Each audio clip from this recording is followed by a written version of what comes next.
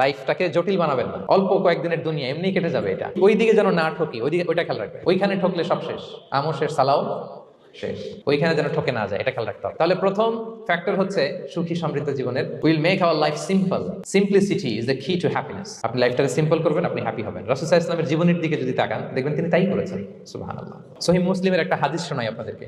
আম্মা জান আয়েশা রাদিয়াল্লাহু তাআলা আনহা বর্ণনা করেন। তিনি বলেন, একদিন সকালবেলা রাসূল সাল্লাল্লাহু আলাইহি ওয়াসাল্লাম আমার বাসায় আসলেন। ফজর নামাজ পড়ে এসে বলতেছে, আয়েশা ফজর নামাজ পড়ে আসছি, ব্রেকফাস্ট করার মতো কিছু আছে ঘরে?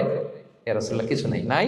ঠিক আছে, আম ফাস্টিং, যাও আমি রোজা রাখলাম, রোজা নিয়ত করলাম। কত ইজি গোয়িং, কত সিম্পল বানিয়েছেন লাইফটা। আচ্ছা, আমরা হলে কি করতাম? একটু মিলাই নিজের সাথে। সাধারণত আমরা যেটা করতাম, আমরা অনেকে রেগে যেতাম। প্রিয় ভাইরা, ঘরে কিছু নাই মানে তুমি আগে জানাবা না আমাকে? হ্যাঁ, গত রাতে বললে তো কিছু নিয়ে আসতে পারতাম। সাধারণত এইভাবেই তো রিয়েক্ট করি আমরা, আগে জানাবা না কেন, আগে বলো না, রেগে যেতাম। অথবা বলতাম আচ্ছা ঠিক আছে, এখন যে একটা কিছু ব্যবস্থা করি, দেখি কিছু পাওয়া যায় কিনা। এরকম অনেক ওয়ে খুঁজতাম। কিন্তু রাসূল সাল্লাল্লাহু আলাইহি ওয়াসাল্লাম এই কোনো অপশন না নিয়ে বললেন, okay, there is no food for breakfast, I'm gonna fast. فإني صائم. ঠিক আছে, খাবার যখন নাই আমি রোজাই রেখে দিলাম। সুবহানাল্লাহ।